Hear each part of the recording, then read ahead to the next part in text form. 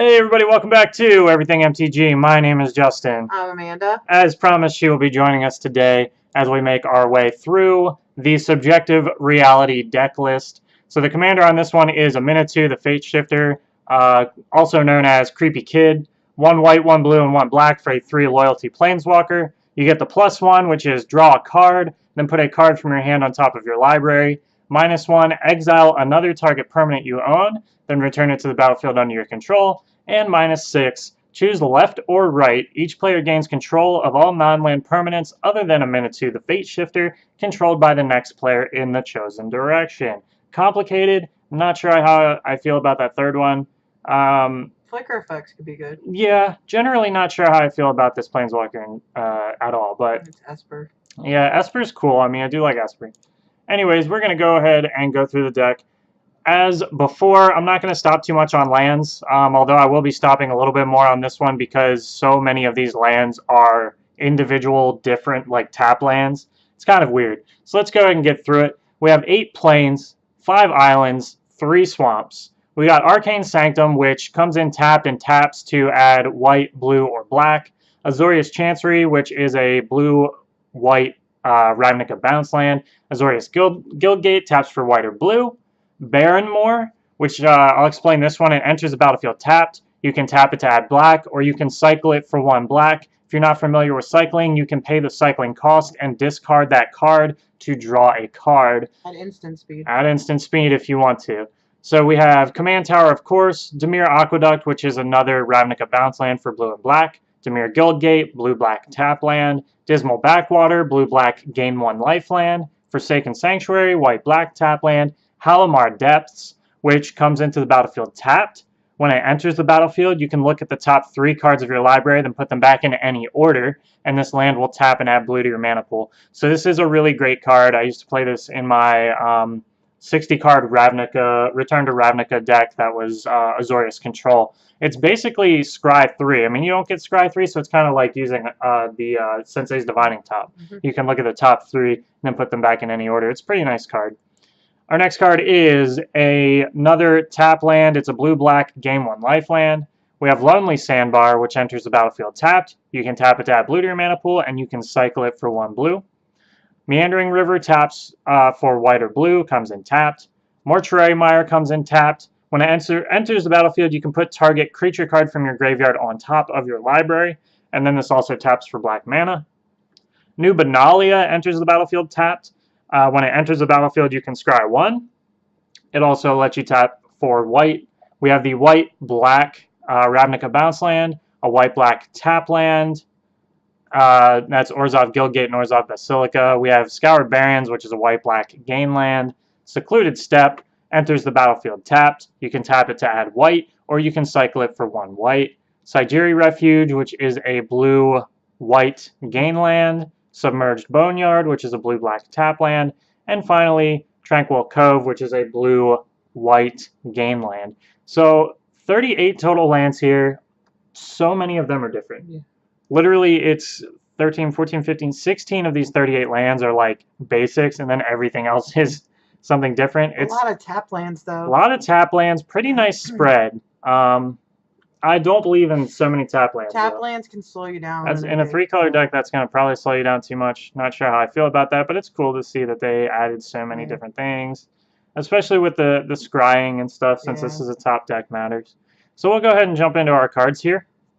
We're going to start off with Enigma Sphinx, which is 4 colorless, a white, a blue, and a black for a 5/4 Sphinx. It's an artifact creature with flying. When Enigma Sphinx is put into your graveyard from the battlefield, put it into your library 3rd from the top. That's an interesting mechanic there. And then, of course, it has Cascade. You guys may not be familiar with this. It's a pretty old mechanic. When you cast this spell, exile cards from the top of your library until you exile a non-land card that costs less. So this costs 7. You would exile until you hit something that costs 6. You may cast it, 6 or less. You may cast it without paying its mana cost, and then you put the exiled cards on the bottom of your library in a random order.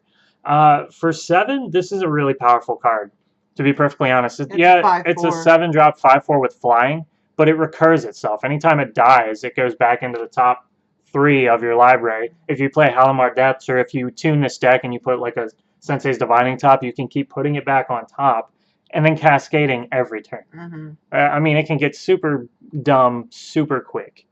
Our next card is going to be Sara Avatar. We actually covered this in another spoiler video, I believe, but I'll go through it here anyways. 4 colorless and 3 white for a star creature avatar. Sara Avatar's power and toughness are each equal to your life total. And when Sara Avatar is put into a graveyard from anywhere, you can shuffle it into its owner's library. 7-drop, potential 40-40. Not bad. Shuffles back in, constantly recurs itself somehow. I don't particularly like the card, but, you know, mileage may vary. Pretty steep cost. Yeah, 7-drop. Yeah, mileage will vary. Our next card is Adakar Valkyrie, which is a 4-drop and 2 white for a 4/5 snow creature angel. Snow creature is coming back, apparently. I believe that's actually in the Daxos deck, if I recall Yeah, correctly. this is a picture from one of the old decks. So it has Flying Vigilance. You can tap it when target creature other than Adakar Valkyrie dies this turn. What? A Darkar. A Darkar Valkyrie dies this turn. Return that card to the battlefield under your control. This is actually in the Nahiri deck. Is it? Yeah, because okay. I played it. One of I played it the other week and she was in it. Yeah, I couldn't remember which one. Not bad. So in both. You can't stop her from dying, but you can stop something else from dying. Yeah. Well, you can't stop it from dying. It'll leave the battlefield and then it'll re-enter. So if it has a re-enter effect, well, no, because it dies, and then you return it from your graveyard to the battlefield. So that's pretty nice for re-enter the battlefield effects. That can also target your opponent's creatures. Yeah, target creature other than it. Yeah. Yeah. All right, we're going to try and speed it up a little bit because I don't want to do a 30-minute video here. So let's just kind of bang through these quick. We have Conundrum Sphinx, which is 2 and 2 blue for a 4/4 flying Sphinx. When it attacks, each player names a card. Then each player reveals the top card of his or her library. If the card a player revealed is the card he or she named, that player puts it into his or her hand. If not, that player puts it on the bottom of his or her library.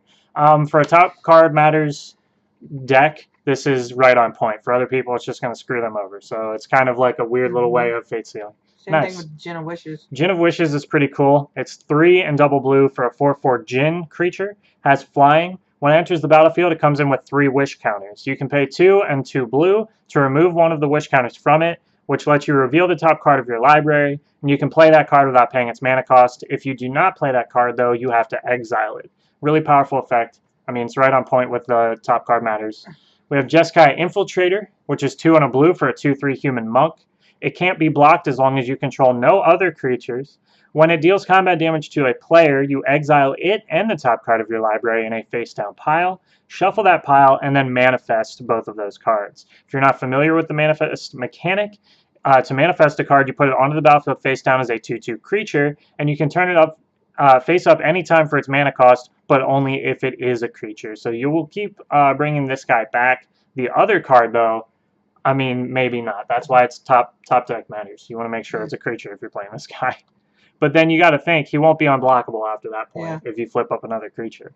We have Sphynx of Jawar Isle to go with the Jawar Isle land up there. Yeah, the Jawar Refuge or whatever. 4 and 2 blue for a 5/5 Sphinx with flying and shroud. You may look at the top card of your library at any time. Yeah. Just you. That's a really good card. Look at the top card of your library. You can't scry it away. You can't do anything with it. You can't play it, but you can look at it at any point in time. So that's a pretty nice effect, especially if you're going to do like the Jeskai Infiltrator thing. You're like, oh, I'm going to swing for 2, but you look at the top card of your library and it's like, oh, it's a spell that I really need or a land that I really need, and you don't want to manifest that guy. Don't do it. So that's a nice card. Sphynx of Youth Thune is our next card. Pretty expensive at 5 and double blue for a 5/6 Sphinx with flying, of course. When it enters the battlefield, reveal the top 5 cards of your library. An opponent separates those cards into 2 piles. Put one pile into your hand and the other into your graveyard. Very reminiscent of Jace. I believe it's not Memory Adept. It's the one that was in the Return to Ravnica block. Pretty powerful effect. It's nice to be able to get those cards, but for 7, I'm not super thrilled with this guy. It is a 5/6 flyer, though. It is a 5/6 flyer for 7. We have Phyrexian Delver. I covered it in another spoiler video. We'll go over it quickly. 3 and double black for a 3/2 zombie. When it enters the battlefield, return target creature card from your graveyard to the battlefield. You lose life equal to that card's CMC, however. Not bad. We have Duskmantle Seer, which is 2 and a blue and a black for a 4/4 vampire wizard with flying. the beginning of your upkeep, each player reveals the top card of his or her library, loses life equal to that card's converted mana cost, then puts it into his or her hand. Kind of nice. I don't like giving my opponents value like that. I would not like this card. But it is what it is. We have High Priest of Penance, which is a white and a black for a 1/1 human cleric. When High Priest of Penance is dealt damage, you may destroy target non-land permanent. This can be a very powerful card if you find some way to give it like a 1 toughness boost, and then you can ping it for 1 damage with something. It's also, you could really go to It town. could be also really good for politicking. Yeah, you can politic. You know, people aren't going to want to attack you, obviously, if you're going to say, well, I'm just going to block with this 1/1 and then blow up your creature. Yeah. Even though my creature didn't kill your creature, it's going to. Yeah. You know, kind of thing. So that's cool. We have Silent Blade Oni, which I already covered, but I'll cover it again. 3, double blue, double black for a 6/5 Demon Ninja with Ninjutsu. The Ninjutsu cost is 4, a blue, and a black. If you're not familiar with Ninjutsu, you can pay the Ninjutsu cost, return an unblocked attacker you control to your hand, put this card onto the battlefield from your hand tapped and attacking. Whenever Silent Blade Oni deals combat damage to a player, look at that player's hand, and you may cast a non-land card in it without paying that card's mana cost. Pretty powerful. Ninjutsu is a ridiculous mechanic, and you'll notice that there's not a lot of cards in the game with the Ninjutsu mechanic, because you go to swing in with the 1/1, your opponent doesn't know you're playing Ninjutsu, they're like, oh, haha, 1/1, I'm going to take it. And then you flash in this 6/5, they already declared no blockers, so they have to take the damage. Because they're taking the damage, you're casting a Nicole Bolas the Ravager out of their hand. And just scoop, because that sucks. Or, you know, you're casting the Emrakul in their hand for free. And it says, does it say cast? Yeah, you can cast it. So then you would mind slavery your opponent, they would flip the table, and you'd be in some trouble. Great card. I love Ninjutsu. I'd love to make a deck around it, but as I've mentioned, there's not a lot of cards with Ninjutsu because it's such a powerful mechanic. Although there is another card with a similar mechanic to Ninjutsu in this list. We'll get to it. Our next card is an oldie but a goodie. Everybody loves Muldrifter, which is 4 in a blue for a 2/2 elemental. Comes in with flying. And when it enters the battlefield, you draw 2, and it has an evoke cost of 2 and a blue. Evoke lets you cast the spell for its evoke cost instead of its normal mana cost, but then you have to sacrifice the creature as soon as it enters the battlefield. So you get the ETB effect. Yep, so you get the ETB effect of drawing the 2 cards, or whatever it may be, for 3. Yeah. Pretty much on par. If you need it later in the game and you have the mana, you can still draw the 2. You can play the regular cost and have a 2/2 flyer. Not a bad card. Or you can... Recurable is what's awesome with the Aminatu, Creepy Kid, right? She can recur things. I think that's her -1, right? No, that's a blink effect. Is it? Exile another target permanent you and then, return to the battlefield under your control. Oh, yeah, you can blink it. Yeah, every time it enters the battlefield, you draw 2 cards. So she can keep blinking that and giving you a lot of card draw. Our next card is Ninja of the Deep Hours, yet another Ninjutsu card. It's 3 and a blue for a 2/2 human ninja with Ninjutsu 1 and a blue. Whenever Ninja of the Deep Hours deals combat damage to a player, you can draw a card. Not much to say about that. Pretty great. Nice little jump it in there. Yeah, it's only going to hit for 2, but card draw is always great. We have Patrick Scryfish, or in this situation, Sigiled Starfish, if you want to get technical. It's 1 blue and 1 for a 0/3 Starfish. You can tap it to scry 1. Great card. Not much more to say about it. Another great card is Pilgrims Eye, which is a 3-drop 1/1 artifact Thopter. Has flying, of course. When it enters the battlefield, you can search your library for a basic land card, reveal it, put it into your hand, and then shuffle. Not much more to say about that either. That's a little bit of ramp. Kind of a standby card, a little bit of ramp. I'm super excited to see this card back. Miracles are always great. We have Terminus. 4 and double white for sorcery. You put all creatures on the bottom of their owner's libraries. Keep in mind that includes your own. You can pay the miracle cost for 1 white. Miracle is a mechanic that lets you cast the card for its miracle cost when you draw it, if it's the first card you draw this turn. So during your draw step, if you draw this card, you can cast it for 1 white instead of 6. Extremely powerful, but you do have to be careful, because if you play Muldrifter on your main phase 1, you've already drawn your card for turn, and you draw this, you cannot cast it for its miracle cost. You'd have to cast it for its normal cost. Well, that's why top card matters. That's why top card matters. Honestly, I would still play this even at 6 to put all creatures on the bottom of their owner's libraries. It's a good board wipe. It's excellent, because your opponents aren't going to get to shuffle or anything. They're stuck on the bottom there. It's just unfortunate they got rid of the tuck rule for commanders, because this card would have been stupid. Entreat the Angels is our next card, which is X, X, and 3 white for a sorcery. You create X, 4/4 white angel creature tokens with flying, and this also has Miracle for X and double white. Great card, especially if you can Miracle off this, you can get a ton of angels. Army of the Damned is our next card, 5 and 3 black for a sorcery. Create 13 tapped 2/2 black zombie creature tokens. This has Flashback for 7 and 3 black. Flashback lets you cast the card from your graveyard for its flashback cost, but then you have to exile the card after that. So it's pretty awesome. Technically, you can get 26 2/2 tap zombies out of this for, a lot of mana, but it's good. It's good game ender. Vengeance. Yeah, Chroma's Vengeance is our next card here. It's 4 and double white for a sorcery. It allows you to destroy all artifacts, creatures, and enchantments, and you can cycle it for 3 colorless to draw that extra card if this ends up being a dead card in your hand. We also have more Miracles, Devastation Tide, 3 and double blue for a sorcery. Return all non-land permanents to their owner's hands, and the miracle cost is 1 and a blue. Excellent card. So Cyclonic Rift, but not as good? Cyclonic Rift, yes, not as good because it hits your stuff, but a lot better because instead of 7, it's 2. Yeah. Or if you 5. can miracle it. Yeah. I'd play Cyclonic Rift over this any day of the week, but Cyclonic Rift is like $20, and Devastation Tide is included for free. So next card up is Dream Cache. We have 2 and a blue for a sorcery. Draw 3, then put 2 cards from your hand, both on top of your library or both on the bottom of your library. So just a nice little double scry effect. Pretty cool. Speaking of scry effects, we have Ponder. One of the best draw cards in the game, I think. It's even banned in Modern, if I'm not mistaken. It's 1 blue for a sorcery. Look at the top 3 cards of your library. Put them back in any order. You may then shuffle your library, and then you draw a card. So the great thing is you look at the top 3, you hate them all, you put them back on top, you shuffle it away. And then you still draw one. Or you look at the top 3, you like one of them, you put them all on top, you don't shuffle, and then you draw that card. You draw that miracle. Yeah, you can draw that miracle card. That's why this card is so broken. Speaking of broken cards, I love this next card as well. Portents.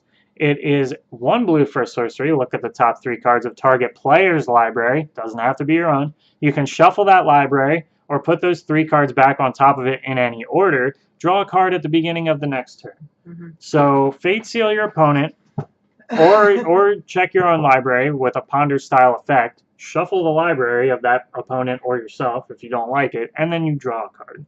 This is basically a delayed Ponder. It's great.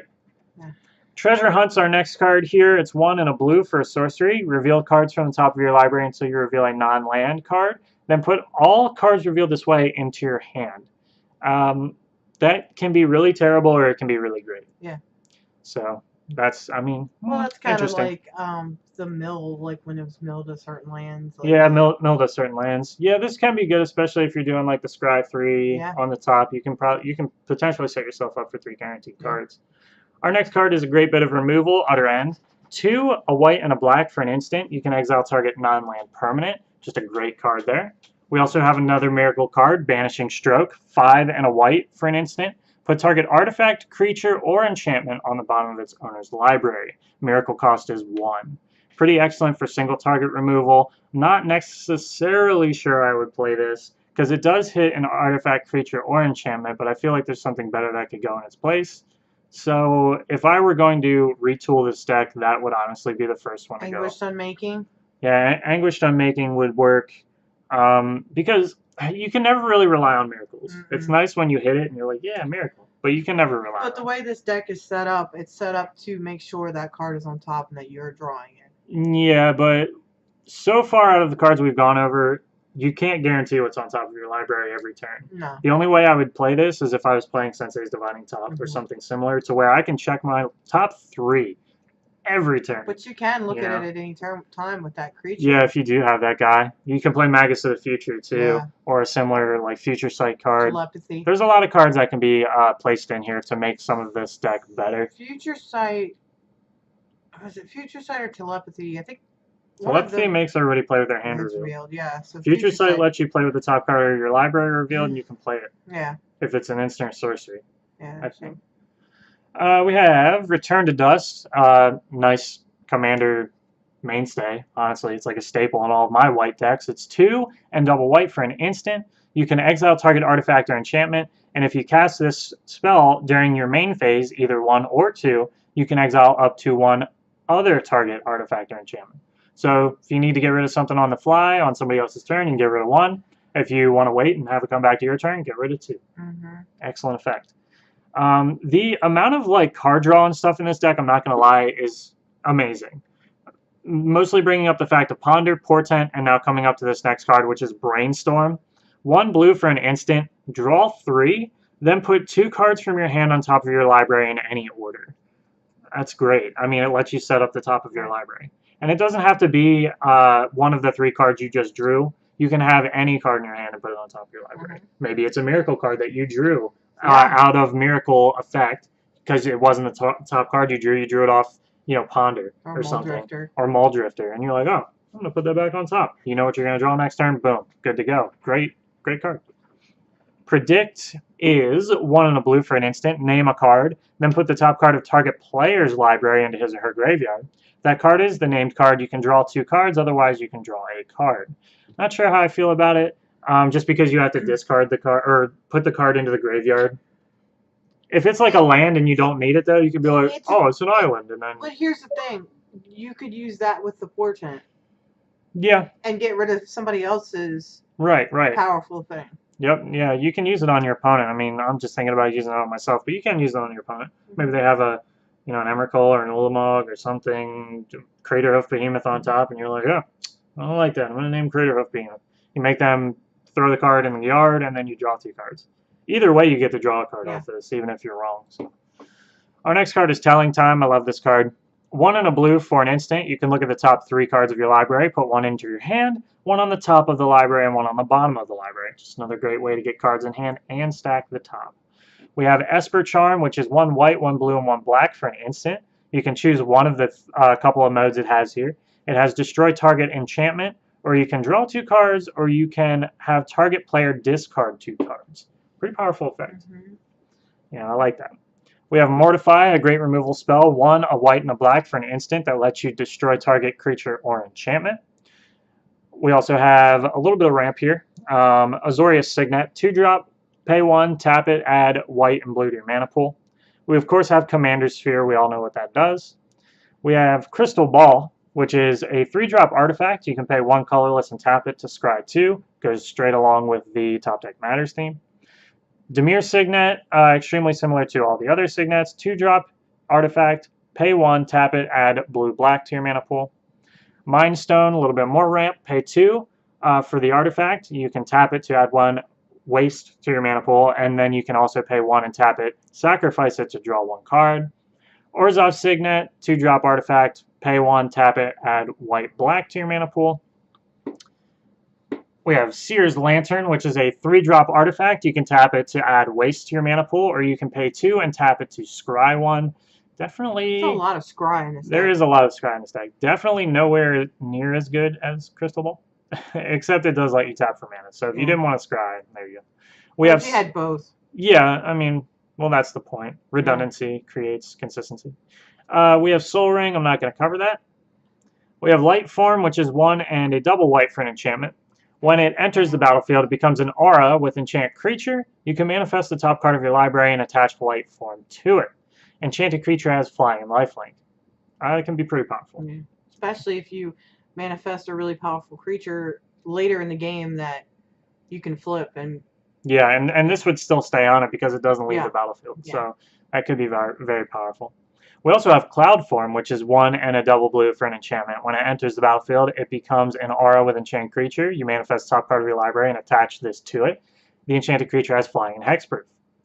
So you either get Flying and Hexproof from that one, or you get Flying and Lifelink from the other one. Honestly, they're both stupid.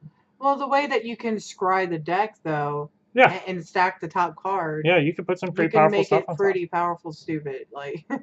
Yep. So most of the rest of these cards I covered in my other spoiler video, so I'm not going to cover their specific effects. I will pop them up on screen for you guys to look at, but I'm just going to cover their names real quick. We have Verena, Lich Queen. We also have Yennet, Cryptic Sovereign. We have Boreas Charger, Magus of the Balance, which I'm actually pretty happy to see. It's a great card. Amenitu's Augury, Primordial Mist, Entreat the Dead, basically the opposite of Entreat the Angels. Pretty neat. Miracle the Zombies, gotcha. Miracle the Zombies. Night Incarnate, Skull Storm, Sower of Discord, Yoriko the Tiger's Shadow. I am going to cover that card just because I love it. So you'll have to give me a second here because I actually didn't pull it up. I wasn't planning on covering anything I've already covered. But this card is just so stupid and so good. I've heard that some people aren't happy with the way this deck turned out, but they're going to buy it just for this card. Yeah. It's never been printed before. This is a brand new print. Yoriko the Tiger's Shadow costs 1, a blue, and a black, and it is a legendary human ninja. So unfortunately, you cannot play this as your commander in this deck. But I can tell you right now, I'm going to pick this deck up. Whether I play it or not as my main deck from this series, I will be taking this to make my Ninjutsu commander deck. Yeah. This will happen. It's probably going to be Samurais and Ninjutsu because there's enough of both of them to make it happen. But I don't think there's enough of just one or the other to happen. But I'm okay with both. I'm Bushido super into ninjas. Could be a pretty powerful effect too. Yeah, Bushido's stupid. Yeah, that's a samurai effect. So Yoriko is a 1/3, and she has Commander Ninjutsu, very similar to regular Ninjutsu, except strictly better. So it's blue and a black for the Commander Ninjutsu. You can return an unblocked attacker you control to your hand, put this card onto the battlefield from your hand or the command zone, tapped and attacking. Whenever a ninja you control deals combat damage to a player, including herself, you reveal the top card of your library and put that card into your hand. Each opponent loses life equal to that card's CMC.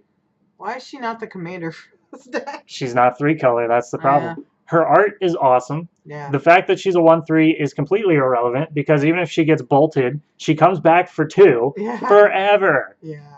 Yeah. And anytime she deals combat damage, which is going to happen because she's going to flash in with Commander Ninjutsu, you get to draw a card, and your opponent loses life equal to the CMC of said draw card.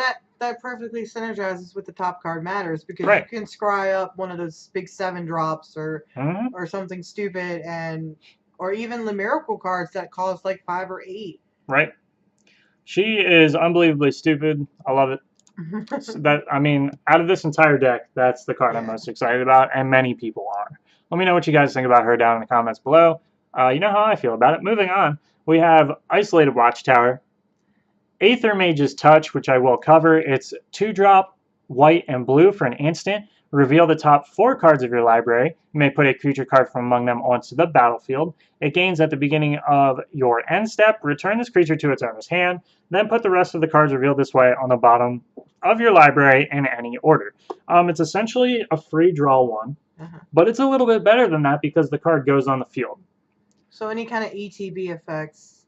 It does, yeah, but it does not have haste.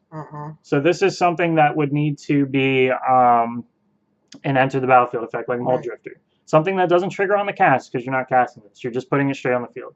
But Mold Drifter would work perfectly here. But you could, even if it doesn't have haste or an ETB effect, it still goes back to your hand. Yeah, it'll still go back to your hand. So you can still cast it. It's a free draw one. Yeah, it's a free draw one. Yeah. For 4, and you might get additional value if it has. It's instant speed too, because so you could use it as a blocker. Yeah, as a combat trick kind of thing. Yeah. You know. Excellent card. We have Loyal Unicorn, Loyal Subordinate, Geode Golem. I think that's in every deck. I don't know. I haven't looked at the other 2 full deck list wise, but that card is stupid. Forge of Heroes, and finally, one of my favorite removal spells. I play this in Tribal Slivers. If you guys don't play this in your Tribals deck, I highly suggest you do. It's 2 and a white for a Tribal Instant Shapeshifter. It has Changeling, which means this card is every creature type. Exile target creature. Its controller creates a 1/1 colorless Shapeshifter token with Changeling. The great thing about this card is I can fetch it up with my Sliver Overlord. I play this in my Ariel Knights deck because with Hakon, who lets you play night cards from your graveyard, you can cast it and keep recurring it. Right. And keep getting rid of stuff. The amount of uses of this card is like unbelievably stupid. If you play it with like Vanquisher's Banner, you get to like draw a card off of it, right? Yeah. Because it's technically whatever tribe you call it to be. Yeah, and I think you can do the same with, is it Herald's Horn? Lets you scry if you play something of the same type, right? It's not Herald's Horn. I know there's something else. Herald's Horn is the one that lets you like cost one less. Cost one less. But this would cost one less. That would cost one less. It would be a 2-drop. It synergizes with so much stuff. It's unbelievably stupid. Yeah, tribal. It's a must-have for any tribal deck in white. Yeah, I wish this had. I wish this was like more effects were like this with Shapeshifter. Although I think Morrow rated it on the Storm scale as like a 9. That he's never bringing it back because obviously it's too OP. Anyways, guys, that is the full deck list for Creepy Kid. Appreciate you guys keeping up with the deck list with us. Yes, top card matters. Appreciate you guys keeping up with the deck list with us. The excitement that is Commander 2018. I believe they'll be coming out on the 10th. More than likely, I'll be picking up all 4. We'll see, though. I haven't fully checked out the other 2 deck lists. I'm going to check those out. And if they suck, I will not be picking up all 4. But I know for sure I'm picking this one up because I want Yoriko. I know for sure we're picking up Saheeli because Amanda wants to play that. The other Bane Enchantments looks... Bane Enchantments does look fun. That might be my daily driver for this set. So we'll be picking up at least 3 of them. Jund, we'll get to Jund in one of the next videos. We will get to the Jund Junk. Jund Junk. Yeah. Anyways, guys, have a fantastic day. Thanks for watching. We'll see you right here next time at Everything MTG. Peace.